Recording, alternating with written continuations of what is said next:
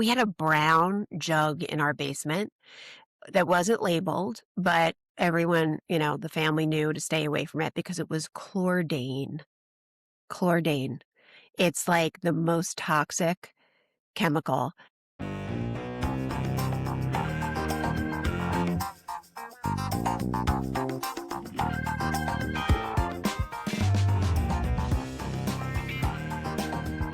Strangers with Kittens.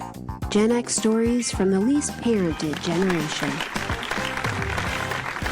Hi, I'm Eileen Kelly. Welcome to Strangers with Kittens. I'm glad you're here. I'm glad I'm here. It's a beautiful day outside here in New Jersey on the East Coast, and it hit like 80 degrees yesterday, and it was blue skies and sunshine, and that is a game changer. I'm not even a summer person. I like rain, I like snow, but I don't know, blue skies and sunshine after not having it for a long time is fantastic. Just puts such a spring in your step, I'm happy that I could exercise in my basement, but it was really nice to get outside and just take an extra long walk with my dogs. It feels good. Soak up some vitamin D.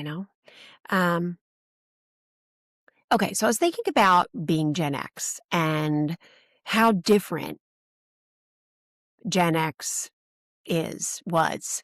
The way that we grew up is very different from the way other generations grew up. And I was thinking about how boomers and generations before that grew up feeling like America is the greatest. Every innovation was celebrated. Every new technology was a triumph. And look at us and look at what we can do. Our politicians were, I guess secretly doing underhanded things, but we didn't know it. And I'm not saying I would prefer that, but people were able to really believe in things and feel good about it. And then some things happened, including Watergate, that changed everything.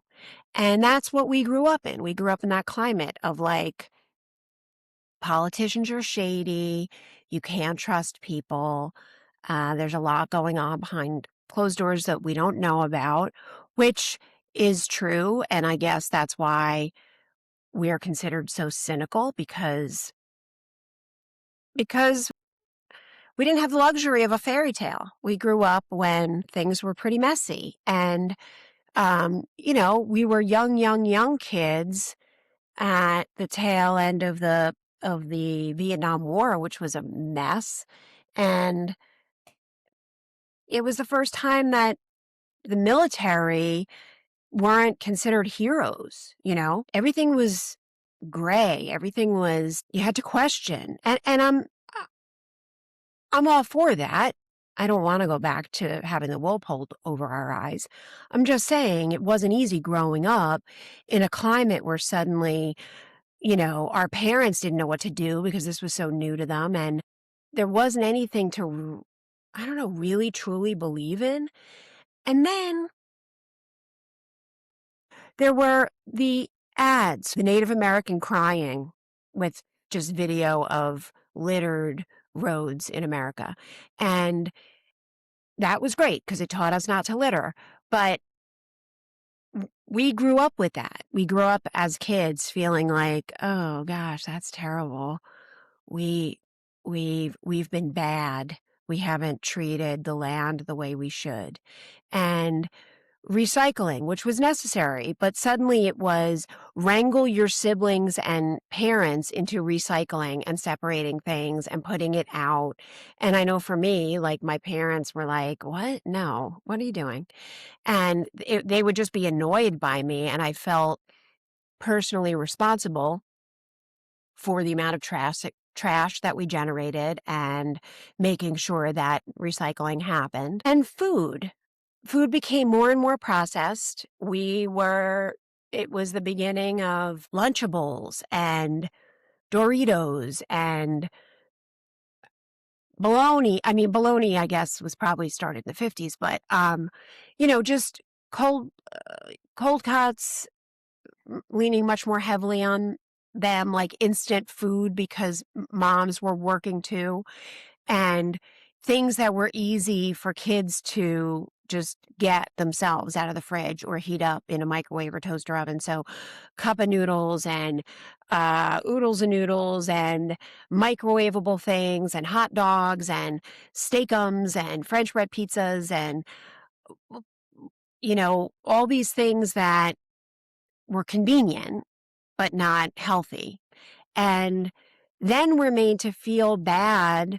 We have to read every label and we have to not, especially now, like with our kids, right? It was only give them organic and don't, give them food dyes and dyes with petroleum in them. And we had to question everything and it's exhausting. And I was thinking about this and thinking, why was that our responsibility? Why? I just feel like we got shafted in so many ways.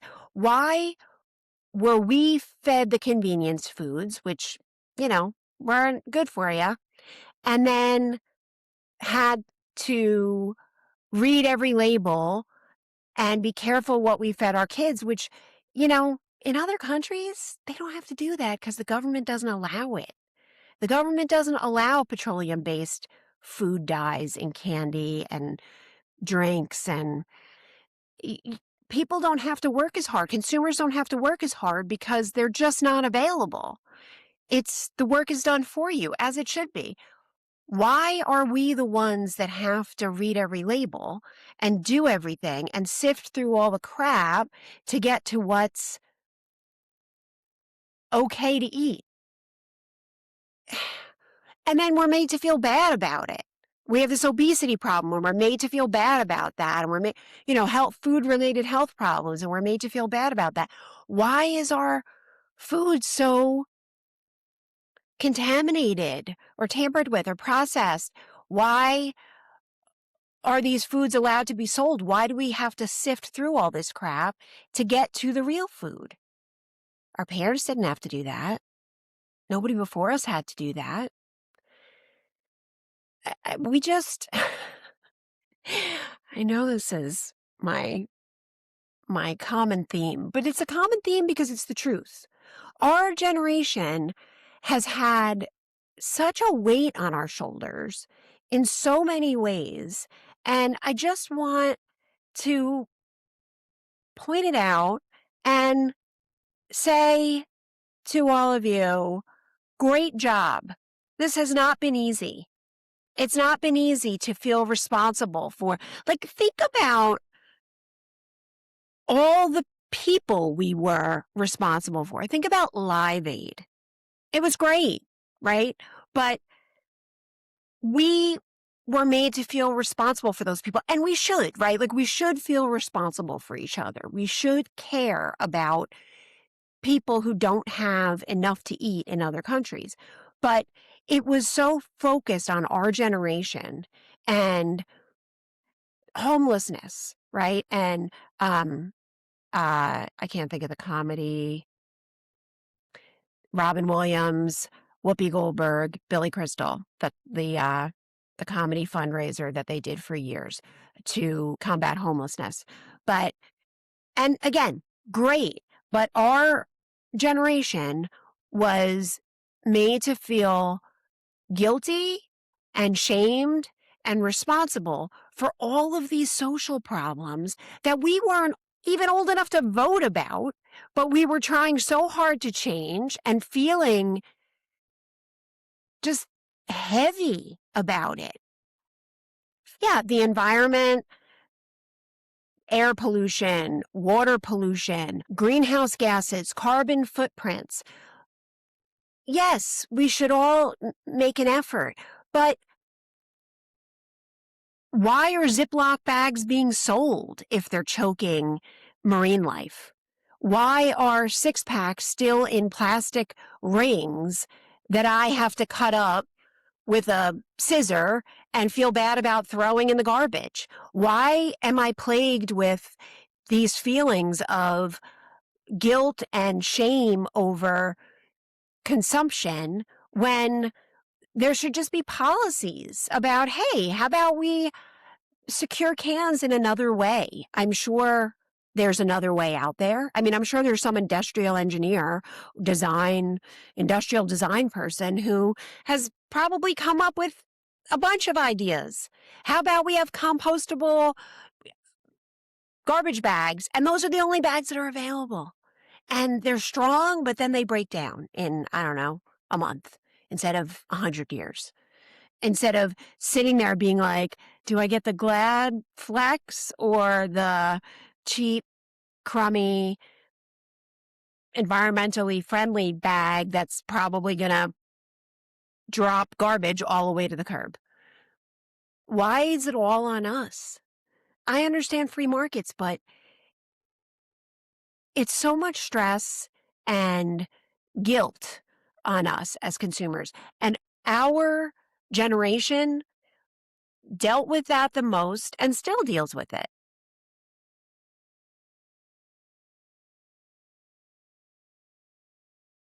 We got shafted in just about every area of life, really. We had a terrible economy when we graduated college. We made very, very little money. The mortgage rates were very high when it was time to start thinking about buying a house. And as I've said many, many times, then when we became parents, it was all about parenting the verb parenting, being an active parent, being what's your attachment style, being make your kids baby food from organic vegetables and do all the research on vaccines and have the living crap scared out of you and agonize over every decision for every vaccine. I don't know. I don't want the wool pulled over my eyes. I don't want us to live in some sort of a delusion, but I think what was making me think about this is I was watching Love Story, the JFK Jr., Carolyn Bessette, Ryan Murphy Hulu series, which I don't know if you caught Daryl Hannah's op-ed, but she's not portrayed nicely or accurately from what I understand from her op-ed in that series. And it's a drama, and I guess they need a villain, and so she was a villain of sorts, or is a villain of sorts in it. But it's very 90s. It's a fun watch. I mean, you just need to understand it's not entirely truthful, but I really loved that it's focused on Carolyn Bessette and what a baddie she was and how accomplished she was and how influential she was before she ever met him.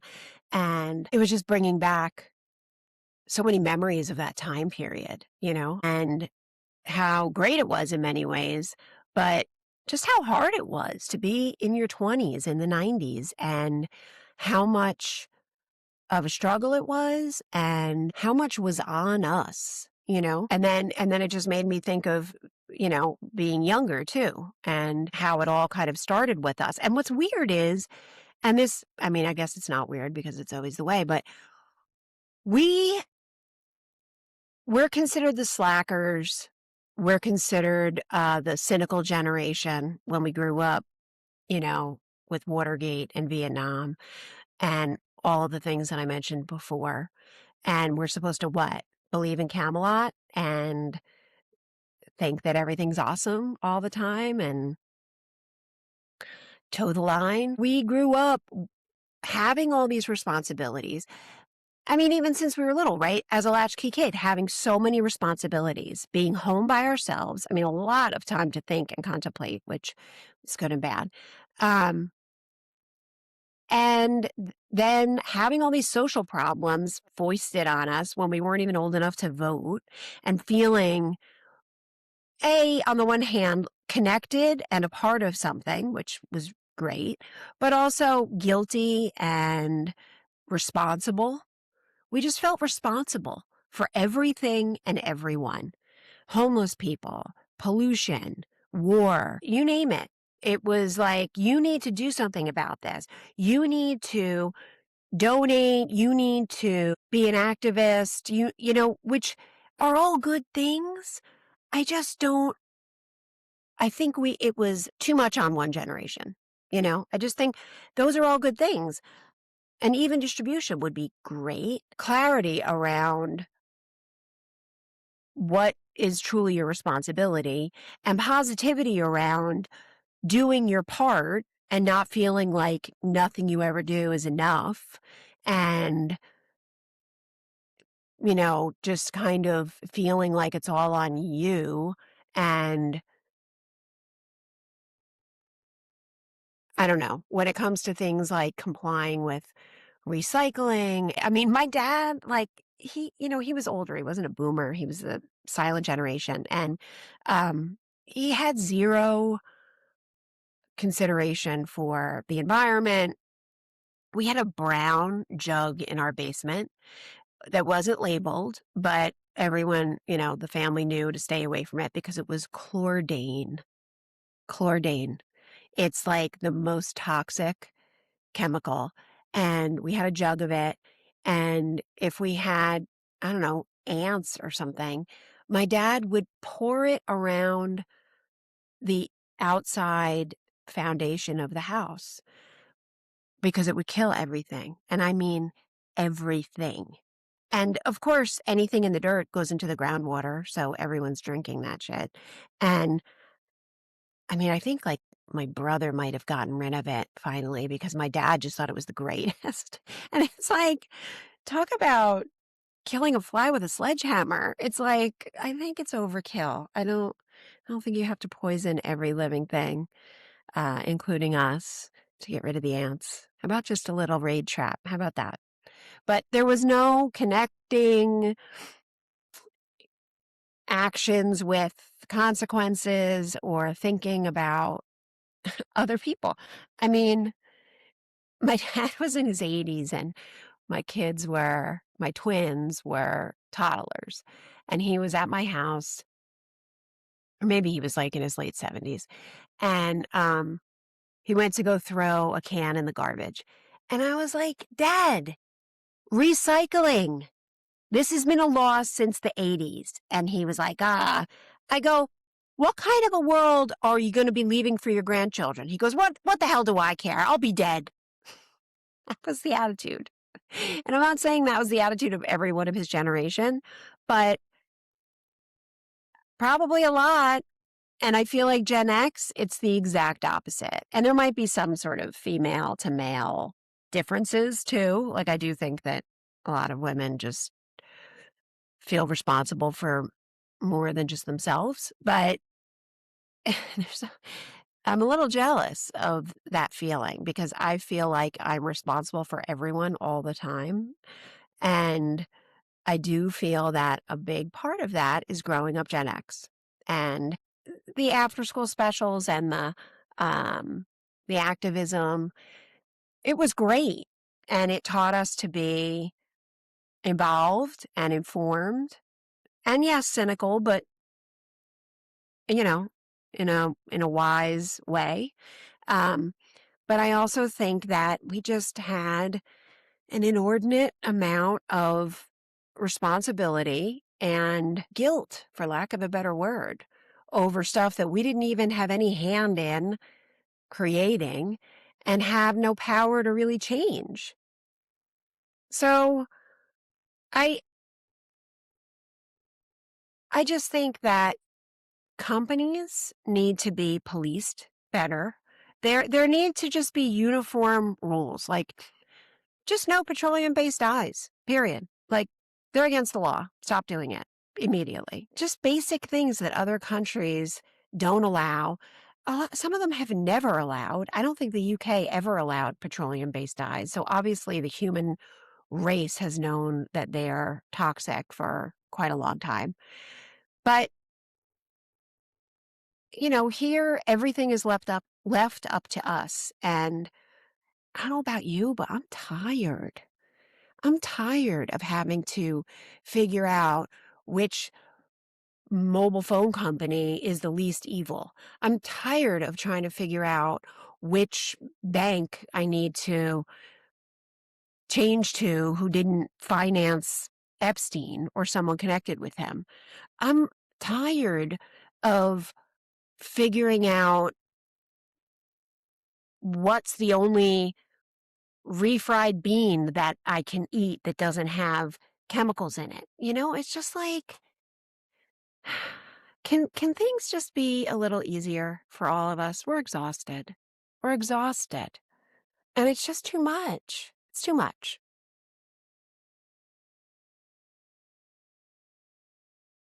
And that's my rant for today.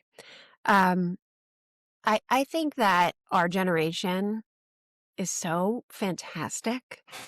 We have it really, I think we were the greatest we are the greatest generation. I think that we shouldered so much and made so many social changes, broke so many generational trauma cycles, and raised our kids in such a healthy way. I, f- I feel like Zoomers are the perfect balance of in touch with their feelings,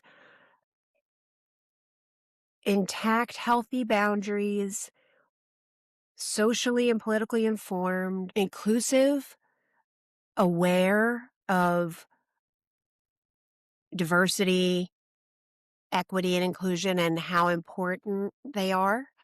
Um, and they're not perfect. They're still kids, I mean, they're in their, some of them are in their 20s now, or maybe even 30. I forget now what I think Zoomers is 97, so like 29 maybe. But less of the participation trophy generation and less of the coddled, um, you know, indulge every feeling generation, and more of a balance, more of a like, a kid falls down and skins his knee. It's not, I'm afraid to go tell my parents because I'll get in trouble, which is what Gen X grew up with. And it's not, oh my God, stop the world. Bobby got a skinned knee. It's, hey, buddy, that hurts, huh? I'm sorry that happened to you. You okay? Okay, cool. That's all people need, to be acknowledged, to like be met where they are, to not be told they're fine when they're not, to just connect and, to say to them, I saw that happened. That sucked. You okay? No? All right, I'll sit with you. You okay now? Cool. Go back and have fun. I feel like that's how Gen X kind of raised their kids, and it's fantastic. I mean, I would see it at sporting events when my kids were younger and on the playground, and I thought, like, we're pretty awesome. We really struck the right balance of protecting kids and not coddling them.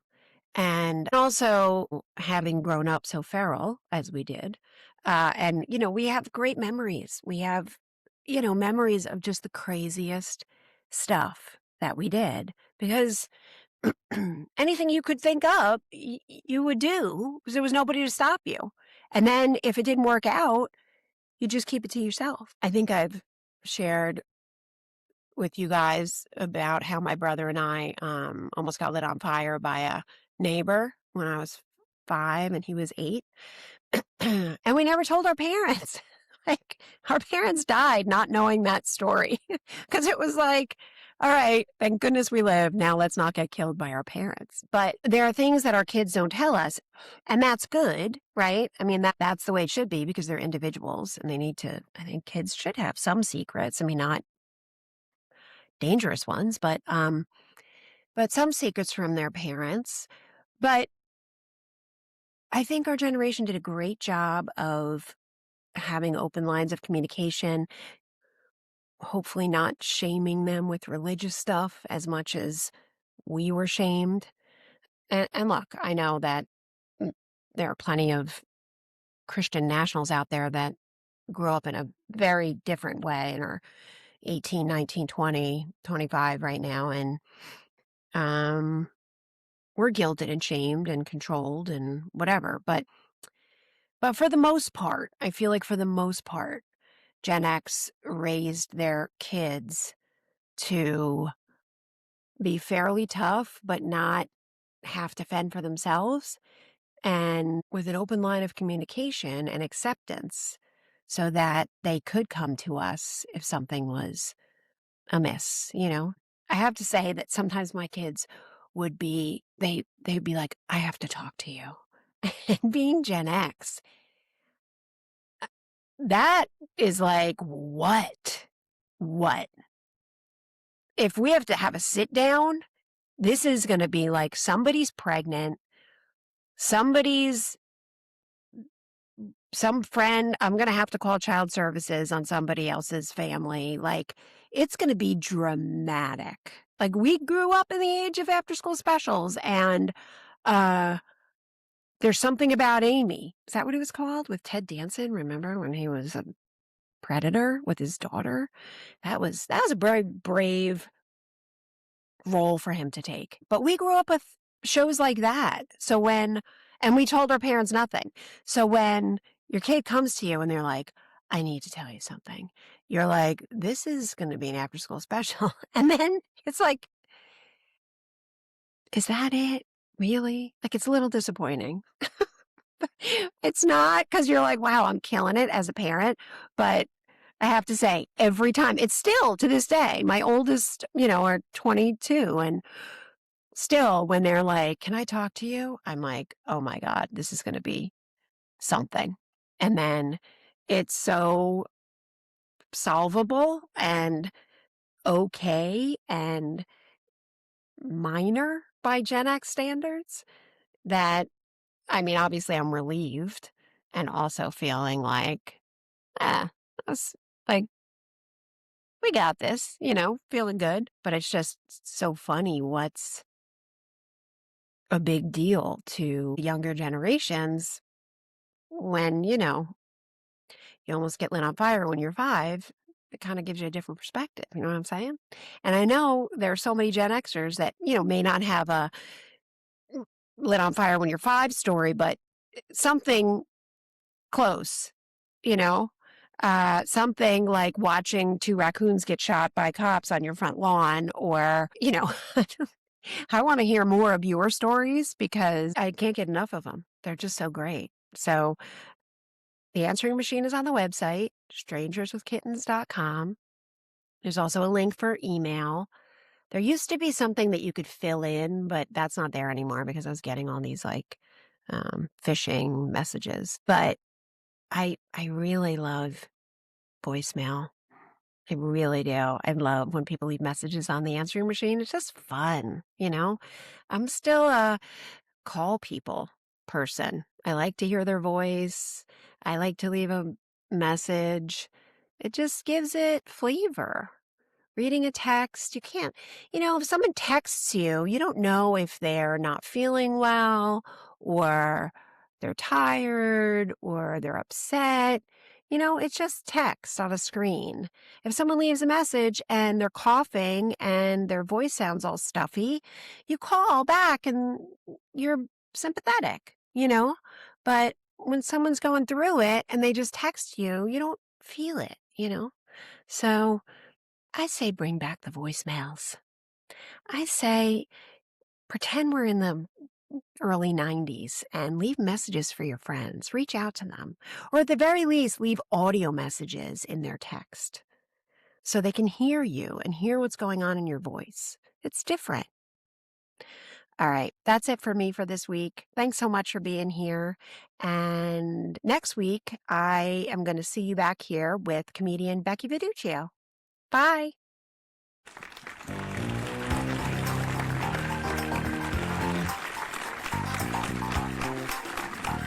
If you like our show, please rate, review, and share on social media.